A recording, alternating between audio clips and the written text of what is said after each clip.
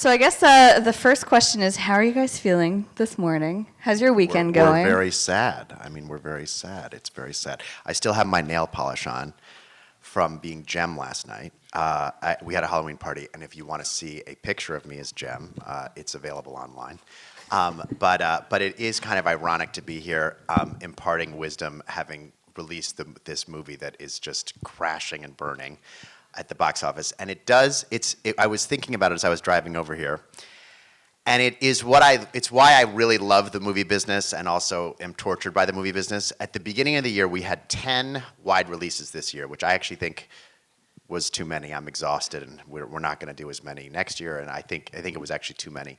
But the movies, I think about the movies in advance, but 12 or 18 months ahead. So you kind of walk through the results of the movies. And at this time last year, November, December, January of last year, I'd had the 10 movies kind of categorized as kind of sure thing, I'm a little nervous, I'm a lot nervous. And of course, the results of the 10 movies, nothing was in that category. I remember thinking Jem was definitely in the sure thing. Like that one, I don't have to worry about, it's going to take care of itself. And in fact, it did the worst of all of them. So it's very torturous, and it also should say that everything that any of us say should be taken with a big grain of salt. But people in Hollywood, I feel like, have a tendency to retreat from financial failure, and I think it is important to separate financial failure. And by the way, there are movies that we have done that haven't come out very well, and that doesn't feel very good. Jem is in a different category. I feel like the movie came out terrifically well and just was a financial complete failure. But I still stand behind the movie. I'm proud of the movie. I was Jem last night, and I'm obviously sorry it didn't do better. So that's a little window into my mind this morning. Well, I think none of us could have really predicted how this weekend would have gone when this particular panel was set. Obviously, we all want to know. I blame Josh Raffel. Where is he? Josh, this is one more quick story. Josh Raffel does communications and PR for us and is a really important part of our company. And Josh said to me when we were setting this panel, he was like, you have 2 movies coming out that weekend, which is very unusual for a producer. And, one of them might not work. They both might not work, whatever. And I was like, Josh, you're an idiot. This is what I'm saying. Those Paranormal's definitely working, and Jem is definitely working. So, of course, we're going to do the panel on Sunday morning. And he's been, smiling at me like really annoying all morning long. But I still blame him. But the benefit for you out there is that this is probably going to be maybe the realest panel that you will get out of a producer that is on true. opening weekend. There's going to be no puffing of no what do you call it, like peacock feathers here. We're eating humble pie today. But it must be said, the Blumhouse model that you have developed over the past only 6 years, really, it's been a very short time. The Blumhouse model has worked extremely well. And so let's dive into that. Let's dive into the beginning of that. What made you, I guess, first conceive of a different way of making films? And how did you hammer out your rules, your structure to that? Well, I'm 46 years old now, and I started working in the movie business right when I got out of college. And I started working in independent film. I worked at Miramax, and I worked on a bunch of independent movies. And I got very frustrated. There were parts of it I liked and parts of it I didn't like. What I didn't like is that no one ever saw them. Not the Miramax time, but after I left Miramax, I produced 10 independent movies, 9 of which you probably never heard of, maybe all 10. And then I said, I really want to do a big studio movie that everyone sees. I'm tired of doing independent art house movies that I can't get distribution for. And I did the Tooth Fairy for Fox. Which was a kind of a funny movie, and it was a very big movie for me, a $65 million movie. And I had kind of this amazing window into how a studio movie was distributed and produced, and I was frustrated with the production process of the studio movie and very impressed with the distribution process of a studio movie. And I was lucky enough that Paranormal Activity, the first Paranormal Activity, was released right after the time that I worked on The Tooth Fairy, and The Tooth Fairy was released. And Paranormal Activity kind of combined my 15 years of experience. I was now in my mid-30s when it came out. And what I mean by that, it was made completely independently, off the grid, and it was released by a big studio.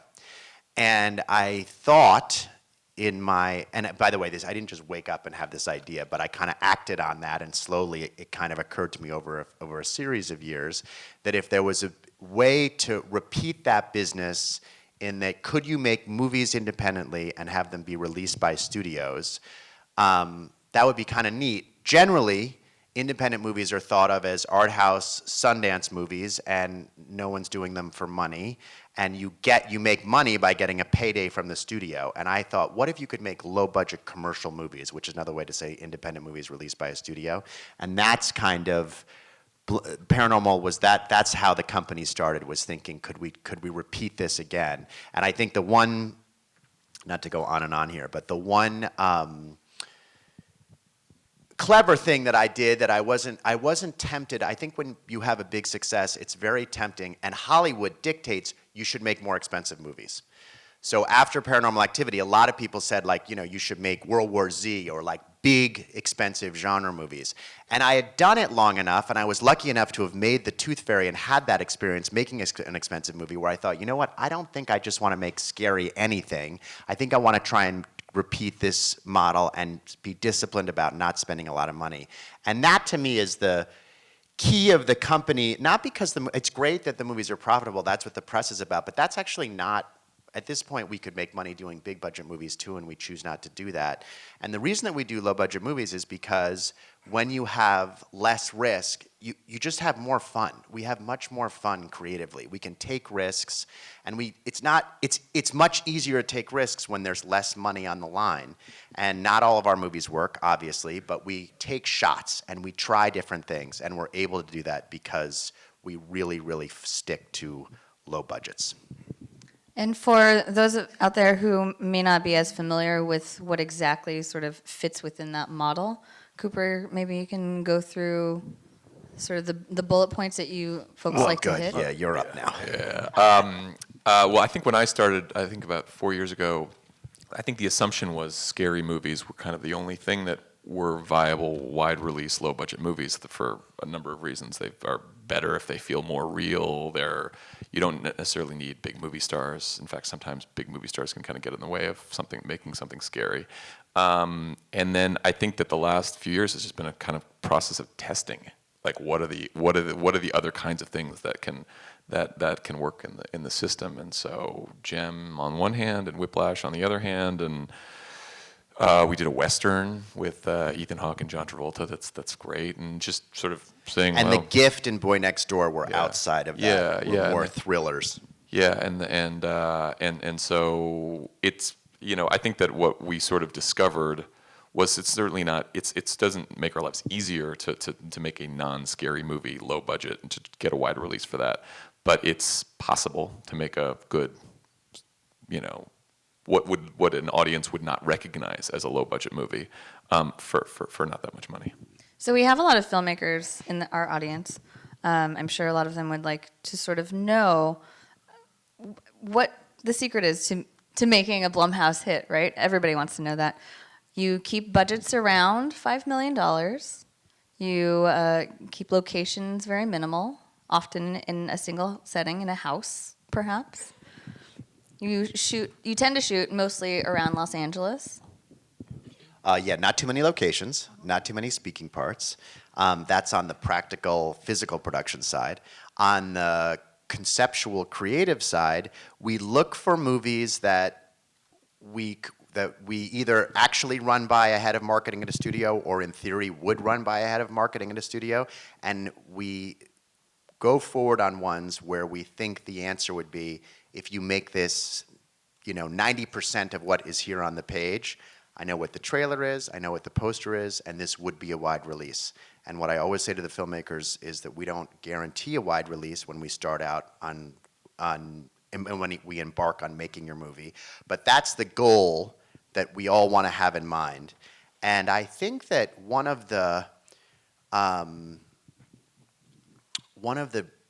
difficult things about studio filmmaking is that very, very, not always, but very, very often, the studio is making one movie and the director is making another movie. The studio is making a movie for box office and the director is making a movie for critics. And I think that, and again, not all the time, but I think a lot of time, if you have that conversation before you start, it makes the process much better. We also do movies for critics. We have a movie coming out on HBO, today's Sunday, on Tuesday, called How to Dance in Ohio, which is a documentary about autism, which I love, and which is terrific, which we're not going to make any money on. We didn't do that movie to make money. We did it because we love it, and it's a great thing to put out in the world. So there's not friction with the I'm not talking to the director about like trying to cut this movie down and make it more commercial.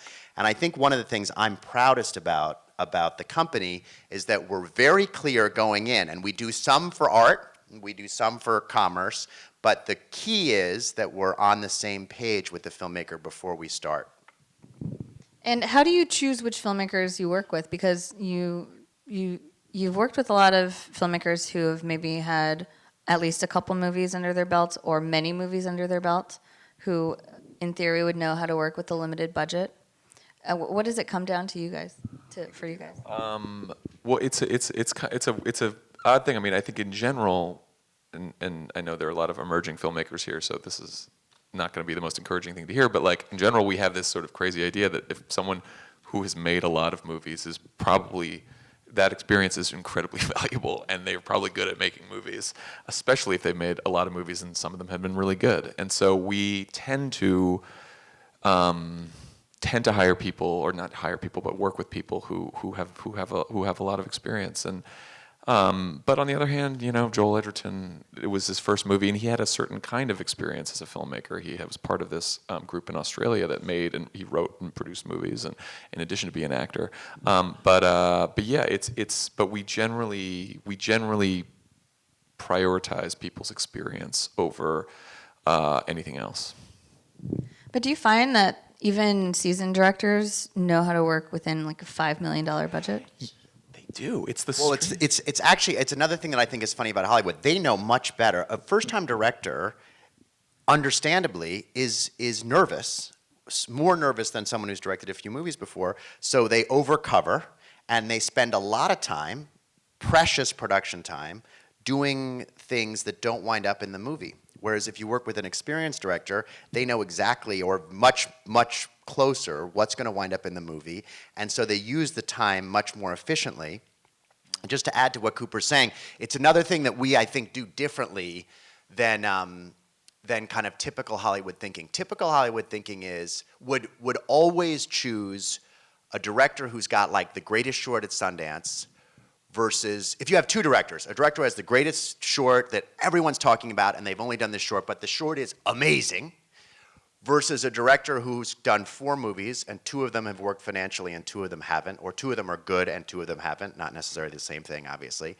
The studio's always going to go with the first timer, because the studio's always trying to find the next Quentin. Like, they're always trying to find the next rock star director. We will never go with that person.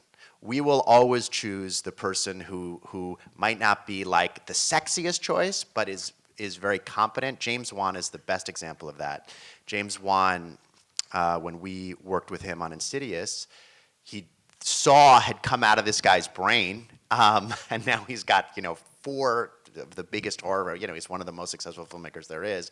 But then he'd done 2 movies for Universal, which didn't work very well, and he couldn't really. He didn't have tons of options. And he did Insidious for us, and the rest is history. And Scott Derrickson's another example. He had done Exorcism of Emily Rose, which everyone thought was terrific, and then he did the Keanu Reeves movie, The Day the Earth Stood Still. The Day the Earth Stood Still, and was in the same kind of category, not as exciting as the person who'd done the short. And those are the people that we tend to bet on. They have a lot to prove, and they also I feel like those people.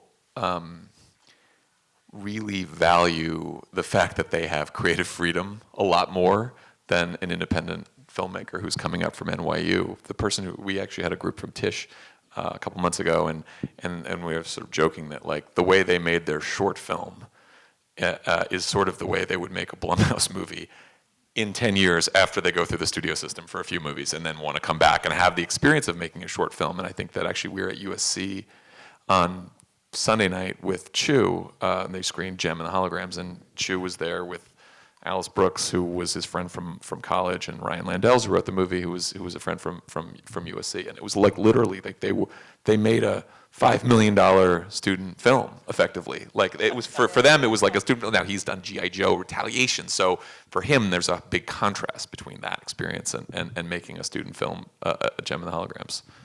And the one thing I do want to say, and I'm not saying this to be political, I'm saying it because sometimes I feel like we get misunderstood with this. We are making,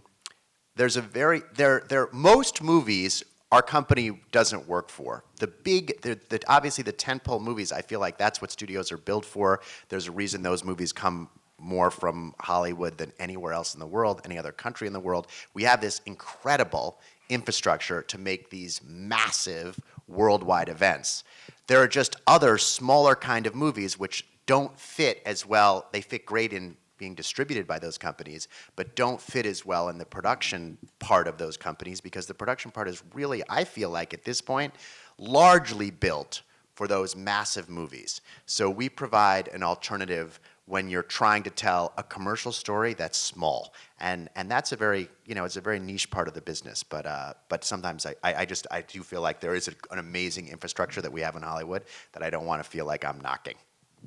Well, and also I think another interesting thing that you do is with above the line talent, you pay them. They don't get exorbitant salaries, but they get scale like everybody else. $10,000.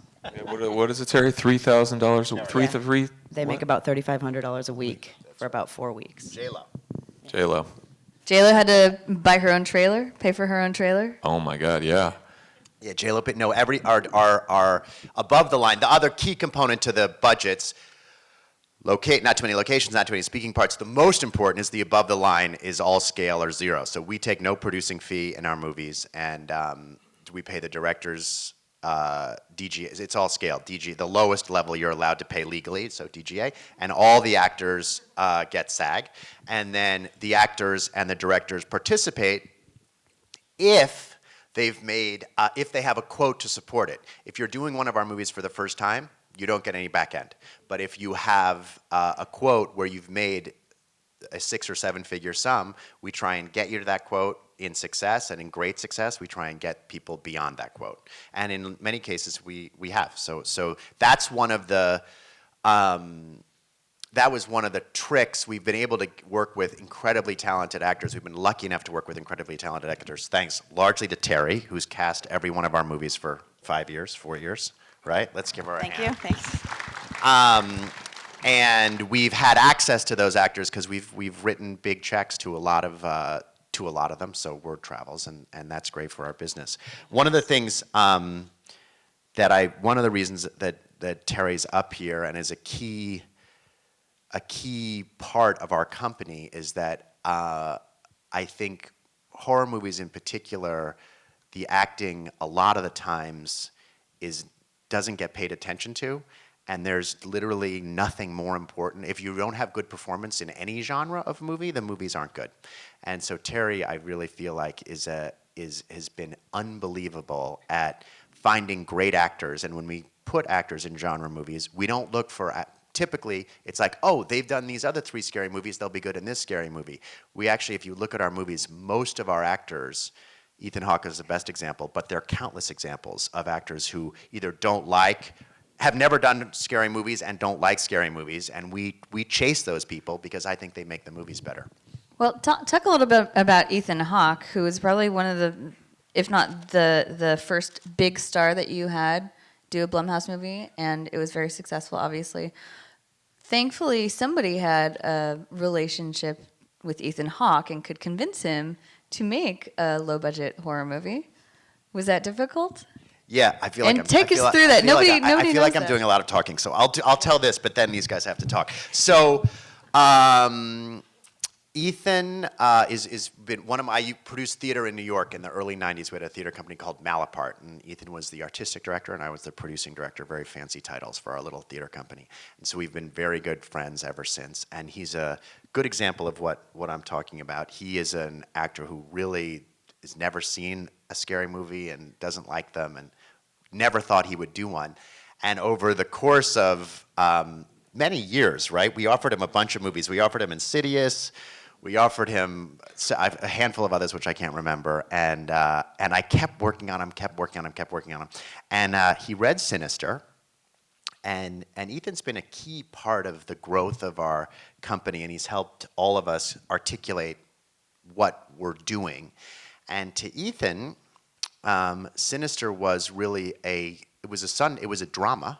It was a drama about, I don't know how many of you saw the first Sinister, but it was a drama about a man who had a big hit when he was younger, a hit book, and had 10 years without hits, and was really ambitious and really kind of wanting to get the taste of success again, so badly that he moves his family into a house that's haunted, and he's going to write his new book about this house, and he is essentially choosing his career over his family. He's choosing his career and jeopardizing his family in order to propel his career forward. And so to Ethan, that's what the movie was about, and that the scares were kind of laced into that. And he read it, and he was attracted to that idea, and he said, I'm mildly interested. I'll sit with Scott Derrickson, and Scott flew to New York, and Scott is a spectacularly talented guy, and really gets genre movies, and I think obviously gets all kind of movies, and they had a great meeting, and Ethan decided to do it. Now, one of the reasons that Ethan, he later admitted to me, never wanted to do a scary movie is because he thought the set would be scary. A lot of actors actually, when they haven't done scary movies, think the set of a horror movie is going to be scary. I'm sure you all know this. The sets are not scary. There's crafts, there's grilled cheese sandwiches and Tudors, and just like any other set. Actually, we laugh, I think, more on horror movies than comedies. My own little theory. But when he agreed to do the movie, and we picked Juliette Lewis, who's Mark Rylance's daughter. That was actually Ethan's choice, and Scott worked with her, and we cast her as his wife, and he just really loved the experience. He got it completely, and the proof is in the pudding on that one, which is the last week of production. He was like, let's do this again, and we did The Purge 5 months later. And The Purge, there's another reason that Ethan did that movie, which I won't get into now. But he has really helped us, like I said before, articulate what the company does, which is take great dramatic stories and kind of inject genre in them, which propels them out there into 3,000 theaters, which is one of my favorite things about what we do. Well, and Terry, you have had a lot of experience in the studio world before coming to Blumhouse, obviously. I met Jason when I was an employee at Paramount, actually, and our first project together was Paranormal Activity 2. So, in your experience, how has it changed over even the last few years, explaining the Blumhouse method to people and talent who are not quite used to sort of wrapping their mind around this, and how more receptive are they now to working within this world? Now, every time I pick up the phone to talk to a representative, an agent or a manager, everyone is very aware of our model and that I'm calling about a movie that will likely only result in a scale offer for their client. But they also know that in success there's a real upside, and they're anxious to put their actors in our movies. And that is how it is now. When I first started working with Jason, it was a little more arduous. It was we had to explain it and get people to start to understand what we're trying to do and wrap their heads around. Very difficult to understand for a representative 5 years ago. Why is my client will do an art house movie for scale? Why on earth would they do a scary movie? Why on earth would they do a commercial movie? And so that took a long time to break through. And it's not easy, but it's a lot easier than it was. And it also helps with the filmmakers. Rather than, sometimes scary movie filmmakers are like hot music video directors that the studio plucks from. It's a lot easier to say, this is Rob Cohen's made 30 movies. He's really good to work with. He's like a total pro. It's like the actors know they're kind of in good hands, and they're also in one set of hands rather than a kind of committee of hands. They sort of know that this is this one guy who's in charge, and he's going to call the shots. Or woman, hopefully. We need more woman. women Well, directors. we're We have, trying. we have. We're working with Karen Moncrief right now. We're working with Karen Moncrief, and I'm very, very, and Cooper, is actually the driver of this too. You didn't do yourself a certain, Cooper's always reminding me too, but we really, really, really want to work with more female directors. Yes. Sorry, go ahead. No, I think the filmmakers. It, Any it genre, does help. Any gender. An agent we're working with Alex Aja right now, and when we're pitching the story and what we want to do, the response is like, I'm interested because I like Alex Yeah. as a filmmaker, and so that, who we work with as filmmakers is also, helps us secure good How actors. easy was it to get J-Lo? Jason. It's never easy to get anyone, but at JLo we have Kevin Huvain to thank. So JLo moved from one agency to I don't know even where she was at UT or whatever. She moved to CAA, and she sat with Kevin, and they outlined a plan, a 5-point plan for her. I don't know what 4 of the points were, but one of the points, the 5th point, was you should sit with Jason Blum, and you should do one of his weird little movies. And that's how that happened. And that would have never happened 4 or 5 years ago. But that's exactly what Terry's talking about. That's how J-Lo wound up in Boy Next Door. And I heard a story about how you guys got Juliette Lewis to do Gem because you got on the phone with her. I did. You must be very good. You must be very convincing. Well, it's easy, not easy, but it's. I really believe in what we're doing as we're talking about this here. I fundamentally believe that your words have so much credibility if you're not taking money up front. I don't know how to look someone in the eye, get paid whatever, some big amount of money as a fee on a movie, and look someone in the eye who's representing the investment, in this case an executive or an investor who's representing the investment, right? And this person is putting 5 or 20 or $100 million out the door. I'm collecting whatever I'm collecting, some piece of that as a fee, and then I'm telling them what I want to do with my movie. I feel like that is I know a lot of people do it. That's how most of Hollywood works. I don't feel comfortable in that position. I feel really comfortable pushing actors and pushing executives and pushing marketing people when we're not going to benefit financially unless the movie works. So I feel like that makes the playing field so much more level. And it goes with actors too. It's like, if I'm making this big fee or I'm making more than Juliette Lewis, or she's making more than me, or J-Lo's making more than the director, there's this in the back of everyone's mind is this like, this isn't fair. No one will ever think everything's fair, but I feel like it's more fair if everyone's coming at it from the same place. So when I'm coming at it as like, look, I'm not making any money for Gem either. I'm not trying to talk you into working for scale while I'm taking some big, we're all kind of rolling the dice. Here's why I believe in this. I'm very passionate about that. I think that's a great way. I don't think it's the only way to make movies, but I think it's a terrific way to make movies. I think you wind up with better movies as a result. So that is kind of the conversation I was at. Juliette Lewis was, we had done Hysterical Blindness together, which is the one of the 10 independent movies I made you might have heard of. And we had done that together, and we'd known each other, and so I got on the phone, and I said a lot of what I'm saying to you guys right here, and we were very lucky that she said yes. Yep. She was in the red zone, and Jason brought it into the end zone. It was awesome. Well, and Terry, you can It's probably a football metaphor, you guys. So it's a bunch of filmmakers. Go Patriots. Terry, you could probably speak to this too. And Cooper, if you look at the Blumhouse filmography, you see a lot of repeat actors come back, especially the younger Directors. And directors, Yeah. absolutely. And we are happy to, keep our actors working in our little repertory company. We love it. We are always looking for other opportunities to work with people. And we make we are in our meeting when we have good experiences with people, if all things being equal, we always work with the people that we've had good experiences with. We always try and work with them again because they take a risk. and if they take a risk and if it pays off or it doesn't pay off, we want to always go to them again, and we're appreciative that they took a risk to work with us. Yeah, I mean, we also really try to sort of create word of mouth among actors, because we know they all talk to each other. So very rarely, unlike I think most independent movies, we don't work at saying overtime.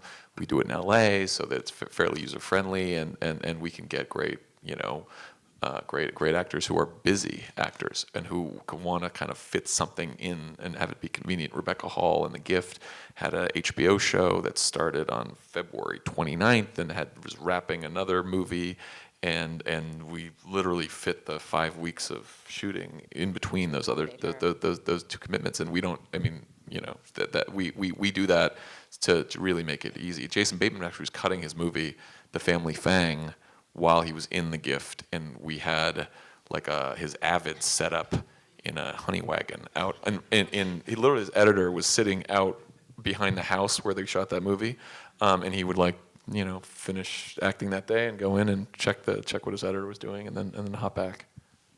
You made it easy for him then. He's working for free, so it's sort of the least we can do. I'd like to ask you, before we're going to turn this over to audience questions in a little bit, so get your questions ready. I'm sure there are a lot of them, but the idea of learning from your failures is something that you once told me a little bit about. Perhaps now is a good time to ask about that. In the past, What do you mean? But no, like the sheer volume of what you put out is kind of like, by necessity, they're not all going to hit. Maybe like half of your movies end up doing really, really well. Well, I think that actually, in a weird way, the low budget has to do with that. I had a friend who was working as an executive at Fox, and the A-Team. I saw the A-Team opening weekend at Fox, and I really liked the movie, and I sort of called up my friend on Monday and was like, so the movie didn't work that well and commercially, and I said, what was the postmortem? Like, what do you guys all think about why that movie didn't work? And he was like, what are you talking about? Like, you mean a postmortem? Like, you mean wallow in it? Like, why would, like, he as a fairly senior executive there was no analysis of it. And I think part of the challenge of it is it's so expensive that jobs are on the line. When you have a failure, and a commercial failure, and it could cost people their jobs, no one's gonna like, hey guys, can we just bring up the A-Team again? Like, we want to talk about it. And by the way, the A-Team, I mean, have you guys seen the A-Team? A-Team is great, and it's a great movie. Anyway, so the point is, I don't think it's the movie that's the thing, but when you have low budget, we don't have to worry that we're going to get fired if one of them fails. And so we can kind of talk about, mistakes or strategic things. I think that's very true, and I think I try and lead by example on that one, like hopefully I did when we started this. It drives me crazy when people pretend people do it here so much, like when people spin like a good something when there's a bad result. I think it's really important to say the result was bad. The result of Gem was bad, and we have to figure out why and try and do better next time. It particularly irks me, not to repeat myself, the movie, like the A-Team, which I also thought was awesome. Bad. The movie's great. Good. So what happened? And so we have to, when we talk about that, I do think we talk about that a lot. We also talk about it, it sounds like we're running for like this utopian company up here. We have a ton of people who are unhappy. There are people who don't like this and don't like that. And there's no way to work with hundreds of people every week and not have people who are unhappy. It's impossible. But we try and listen, and there are always people who are out of their minds, and so we put them aside. But a lot of the people, there are some unhappy people who are unhappy for good reason. And I try, and with the help of the people up here and Josh, who's out there, and my wife, I try and not react defensively, but listen and improve. And we're not always successful at that, but I really, really, really try. And the biggest reason I try is because I do feel like, I guess it's for what you said. I think that's as good a reason as any. I feel like people are very scared to do that here, and I feel like it's really important to do it. Well, and I think I would love to hear. Obviously, you've had this very fruitful relationship with Universal as your distributor, which has worked out for both of you, I think, in big ways. But a lot of the decisions, I'm sure, whether a movie goes theatrical or not theatrical, comes down to your conversations with Universal and their marketing projections. Take us inside one of those meetings when it's decided that one of your films is not right for a wide release. Yeah, so just to give people a little context, by design, I don't want a guaranteed release on our movies. A guaranteed release on the movie is kind of like, to me, getting paid up front. It's like, let's make it together and let's see what we have, and if we have something great, release it, and if we don't, we go to Tilt or VOD or we go digitally on the movie. So that's something that I have chosen to do for the company. And the way it tends to work with Universal is we make the movies pretty separately from the studio, although there is a lot of we call them to get their advice on the production side, on the marketing side, all the way through the process. And they're very respectful about giving it, but they do, and we do take a lot of it. Anyway, we finish the movie, we screen the movie, and three things happen.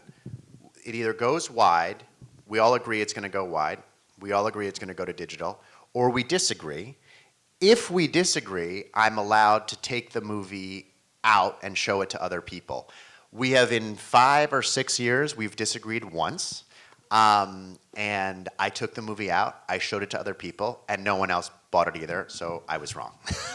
But that's basically how the process works. And the truth be told, although there's a lot of agita and anxiety about this particular part of our process, 9 times out of 10, the way that it actually works is we come to an auditorium this size, we fill it, it's a test screening, but it's just with our company and the director. There's no one from the studio there. And we do that with the movie. And 9 times out of 10, the director and I also see eye to eye. It's not good for a director to have $30 million spent on a movie that doesn't work. It's much better for the director to have that movie that, it might not be a good movie, but it just might not be marketable, and it might not be right to go into 3,000 screens. It's much better for that director to have the movie released digitally. It's much better for us. It's not good to have the studio lose money on a big release. And so usually the conversation is we're all pretty much on the same page when we look at the finished movie.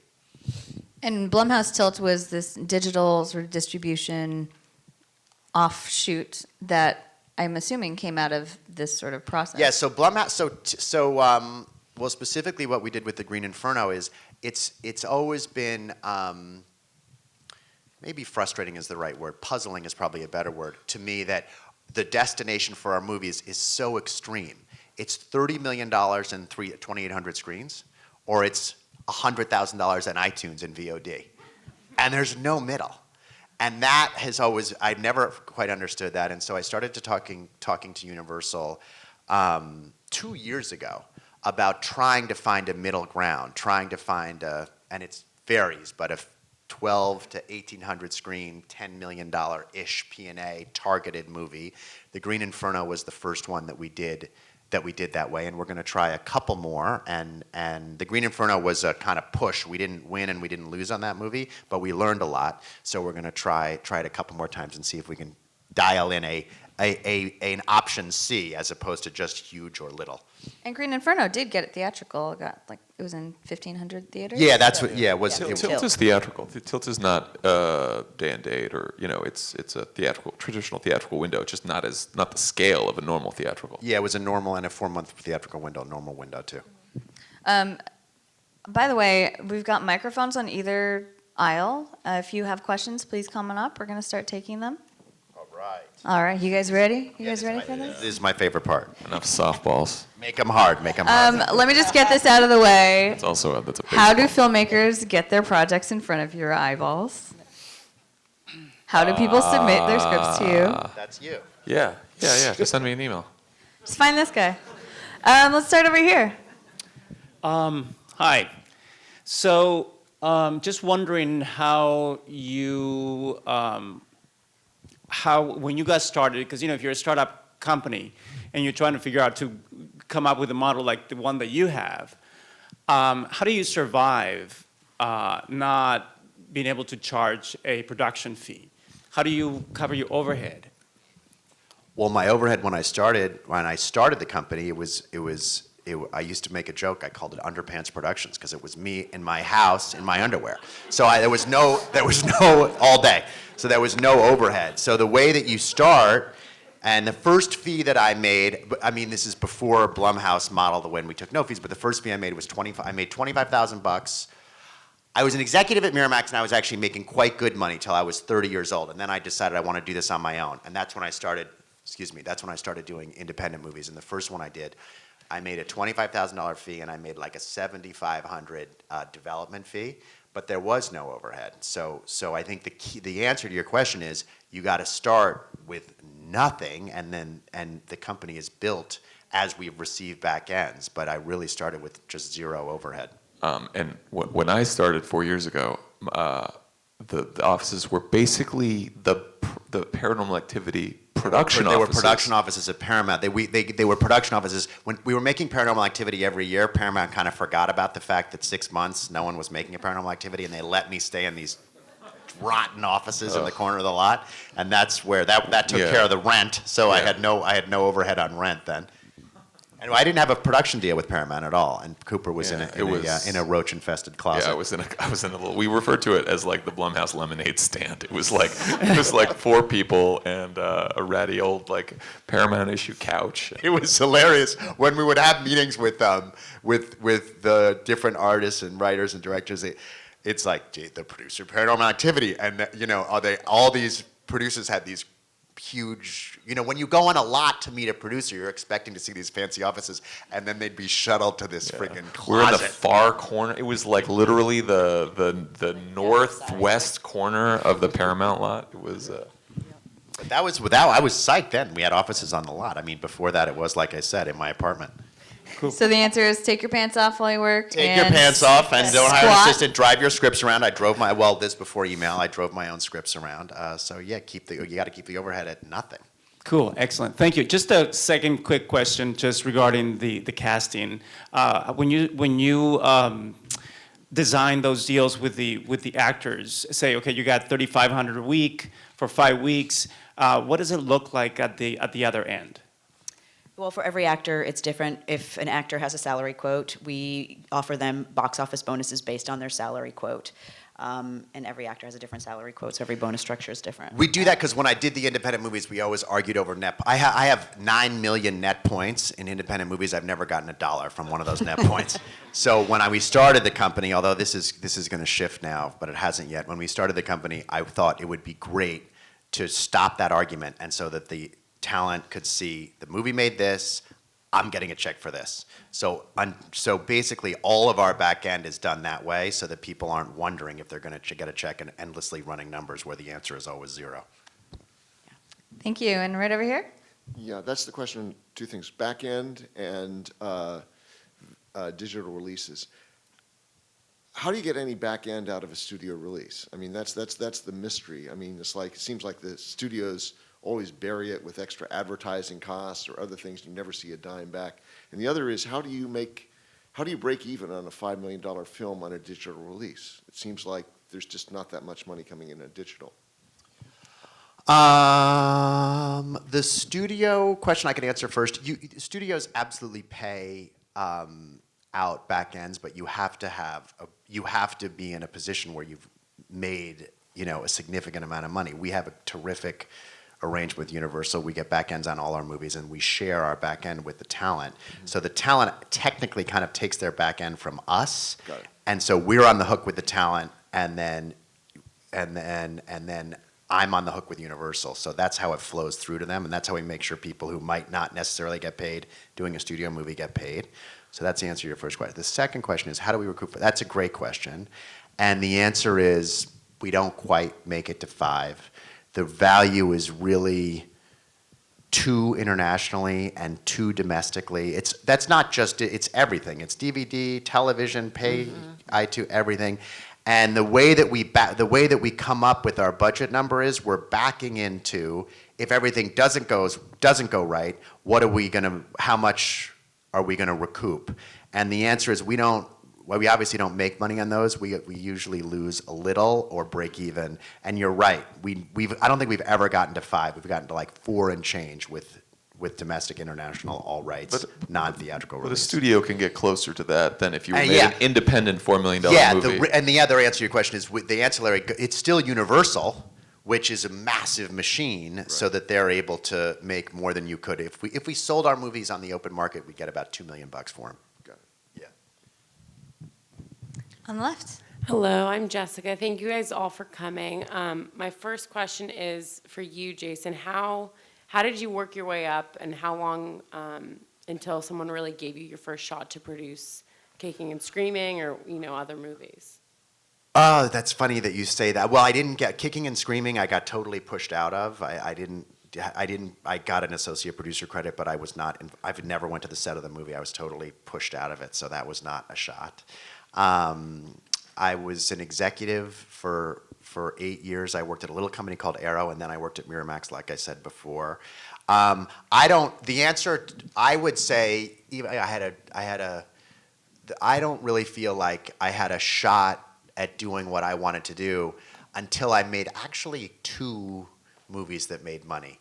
After I made Paranormal Activity, it was really viewed by the industry as a magic trick.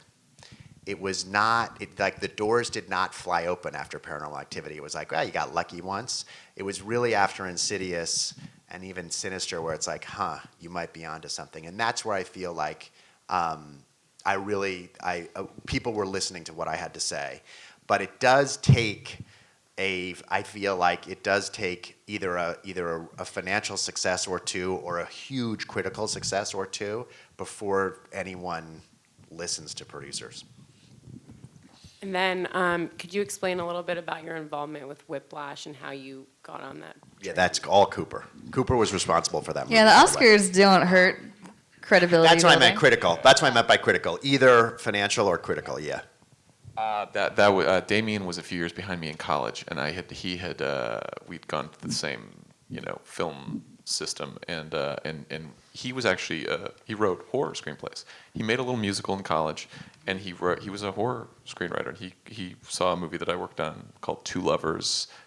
Right when he was graduating, he emailed me, like one of those like unsolicited, via the like alumni website, emails, and he was a great screenwriter. He actually has a take. He wrote a take on Ouija.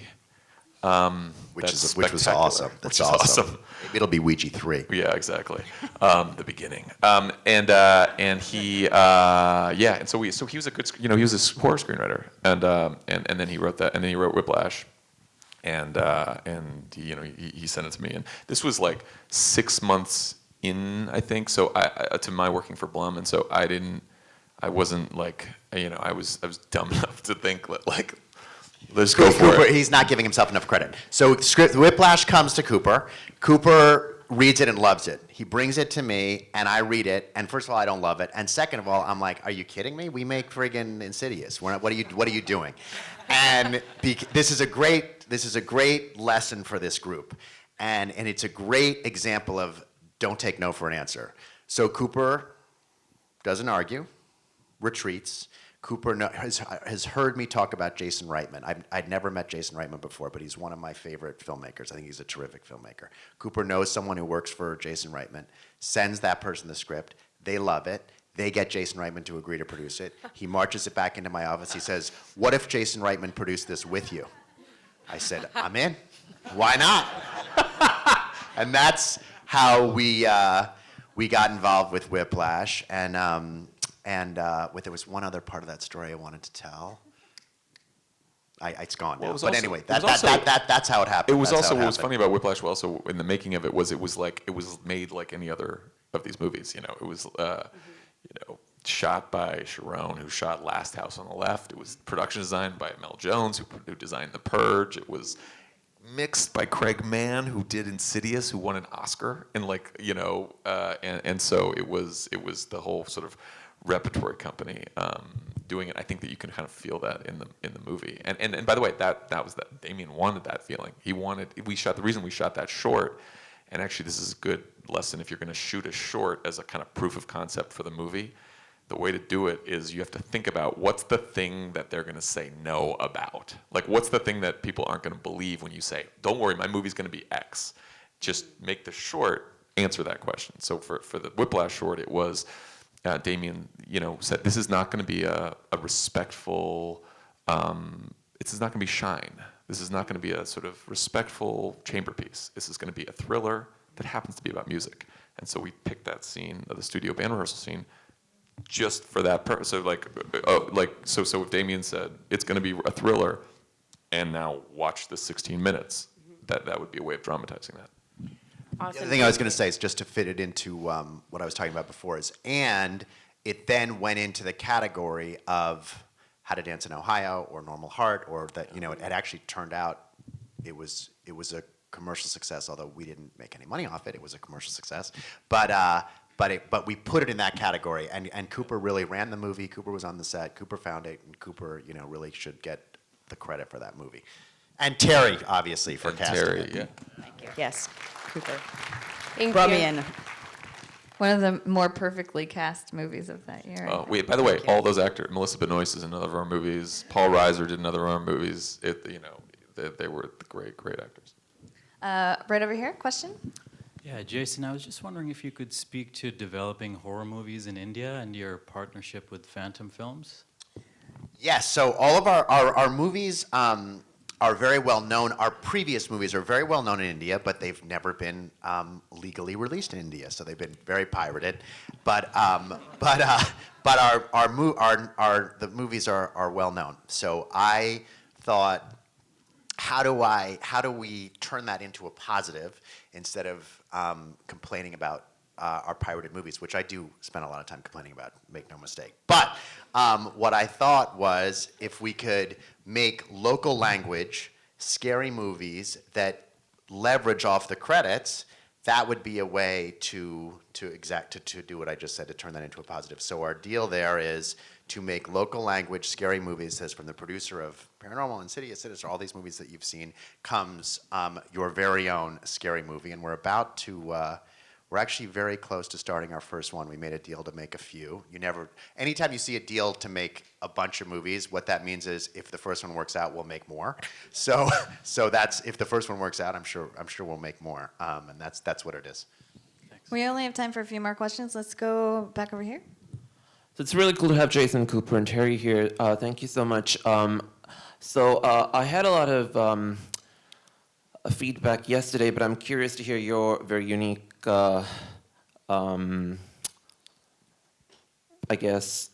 perception on this. I'm self-financing and acting in like a $600,000 to $1 million movie, which so far we're expecting to shoot in Austria, because it's kind of like a modern day fairy tale.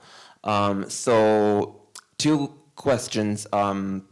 One question is, at that level, when we're talking 600,000 to 1 million, could it be shot in Los Angeles, based on you guys' experience shooting in LA? And the second question is, we definitely need at least one significant, like a name actor. So at this level, I don't believe anyone will work for scale, since I don't have a track record like you guys. So I'm curious as to whether you guys have any possible ideas and strategies. What, you want to pay the actor more than scale, you're saying? I kind of took it for granted that I would have to do that since, Tough to do in a $600,000 movie, but I would say ask the actor what their favorite charity is and say, I would give $10,000 or $20,000 to the charity, something Okay. like that. That would be my idea for your actor, because you're never going to compete with what they normally make if they work for more than scale. Right. Is it possible? We don't shoot movies for that low in LA, but it is possible. There's a movie called Like Crazy that they shot in LA, and actually shot LA for London for a couple of Okay. scenes. And New York, yeah. It's definitely possible. Yeah. Thank you so much. Ethan Hawke will do your movie. I'm sure. Right over here. Thank you all for coming.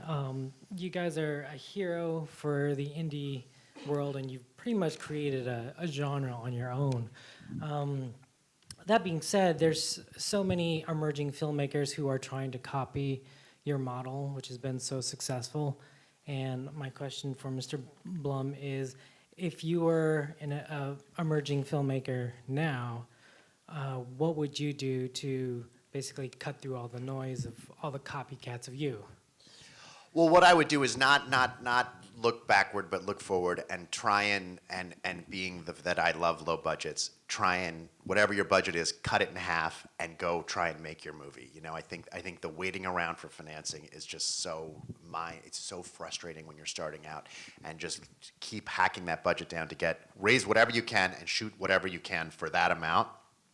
And if you do that, you'll get a lot better at what you do, and you'll get a little more the next time if what you did is any good. Thank you. We could go through these quick if you want. Yeah, I was about to say, let's see if we can get these really quickly. What is the next script you're looking for, and can I write it for you? Quick. The trick of it is, like, a good material finds a way. My roommate when I first moved out here is Franklin Leonard, who started The Blacklist, which is really just a sort of more streamlined way of culling the world of creative. And there's no such thing as like that diamond in the rough that's never going to be discovered in a basement in Kansas. It's going to come out. And if you write it on spec, you should meet with Ryan and Bea. You should send him one of your scripts. Yeah.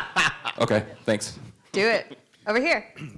I was wondering if you could talk a little bit about your development paradigm. Do scripts come in and you buy them, or you're developing, or a combination? And then I was also wondering about what the template was for the Western in a Valley of Violence that you're doing. Seems out of the norm, and how that works and the direction. Well, the Western is part of the Ethan Hawke narrative. He really wanted to do a Western. I put that into the category of probably not commercial, but really cool thing to do. So that's why we did it. And maybe it's it'll be $5 commercial. million too. It's a little less than it was a little less than 5. Yeah. Big cast though. You can't do the horror movies. You don't necessarily need big. I said to Ethan, if we do a Western, I need big actors because it's such a risky genre. So it's Ethan and John Travolta, which is somewhat unusual for us. Although when we go outside of scary, like J-Lo and Boy Next Door, or Jason Bateman and Joel Edgerton in The Gift, we use bigger name actors. And the development process, Cooper? The development tends to be filmmaker driven. In theory, if you want a really experienced director who's prosperous and used to making money, to work for free for 6 months, it's easier to do that if they originated it. They want it. And so it tends to be filmmaker led, and we kind of offer suggestion and offer advice and obviously help with the physical production, making sure that they don't have too many exterior night rain scenes or whatever. But it explosions, right? Yeah. Although I gotta say, we were like Rob Cohen, you can't the car chase. Explosions, you do that on XXX, you can't do that. And he was like, all due respect, I'm going to get an explosion. And he did. And he did, and it's awesome. By going to Universal, right? For money? No. He his did an story. explosion on his own, in the budget. On his own. We have no idea how he did it, but A mystery, right over here. But he did it. Well, Last your question. films are like your children, right? You love every single one in a different way. And I just don't know about Jem. John Chu was just amazing. I thought he was going to sort of toe the party line. He was so inspirational. Did everyone watch that last? Yes, it's on YouTube. You guys should all watch the John Chu keynote. It's really great. It's really great. That's what you're talking about. So I've had 5 films at Sundance, 1 at Tribeca. I was going to tell a quick story about Jason in his late 20s, but we don't have time. Oh no, I want to hear it. We need to hear that. I want to hear it. Well, we were at Sundance with Next Stop Wonderland. And we my God. Oh. Have you guys This is an seen amazing Next Stop story, Wonderland? and I can just tell a little piece of it, but I think it does have a takeaway for everybody. And Jason was so adorable. You can see his laugh and his, joie de vivre. And we had a 18-hour negotiation with Harvey that ended at 3 in the morning. One of the other producers threw up in the middle of it. Well, that was my financier. Mitch, right? Mitchell Robbins. Yeah, Mitchell. Yeah, he went and he threw up in the middle. He boffed in the bar sink, as he said, with his Boston accent. But Mitchell threw me in the back room with Rick Hess's wife, and the guys were all in the front room. Of course, I wanted to be in the front room, but it just broke down that way. So Jason came late because he had seen another film, and he was coming down the hallway, and I saw him, and I said, "Oh, Jason, I'm so glad you're here. You liked the film?" And he said, "You know, I didn't get to see it yet." And Mitchell, like, grabbed me and gagged me and put me back in the room, and he said, "Shut up, you're gonna blow the deal." He said, "They're gonna wait and have Jason watch it in the morning." And on the street, it was like we were gonna sell it for $7 million. But Mitchell had a number in his head the night before we had the screening at the Sundance Gulch, 40 minutes away from Main Street.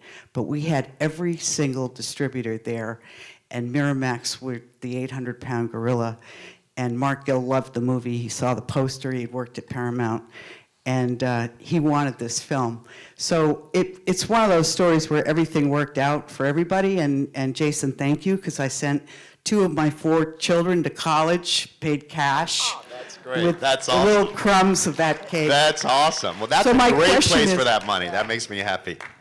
My question is, what would Jesus do? What would Harvey do with Jem? Wow. Great question. Really, she warmed you up and then Drop hung the you mic. out. Drop that mic on your way back to your seat. Oh God! Well, I mean, the question you're really asking is what did we do? Well, the question I would think is maybe giving Harvey credit is what did we do wrong? And I think it's in next year, if I'm invited back, I could come and talk about that. There's no way, I'm too emotional about it right now, so there's no way to properly analyze what happened, because it's just too soon. I can obviously, like we started, something definitely a lot of things went wrong, but I'll have to take a pass on answering what I think because it's too soon to, like you said, films are like kids, and it's too soon to be able to really properly figure that out at the moment. There's that line at the end of Next Stop Wonderland, if you guys have seen it. That's an Emerson quote. It's a foolish consistency is the hobgoblin of little mind, and at least Jem was not consistent with our. I mean, like it's a different kind of movie, and we're going to try different stuff. We're not going to try. There's not a staff meeting tomorrow. We're going to say, okay, guys, just scary movies. Stop with your No, musicals and stuff. We're not going to do that, but we're also there's not going to be a sequel to Jem as well. No. Well, thank you all for coming. Thank our panel, Jason Blum, Terry Taylor, Cooper Samuelson.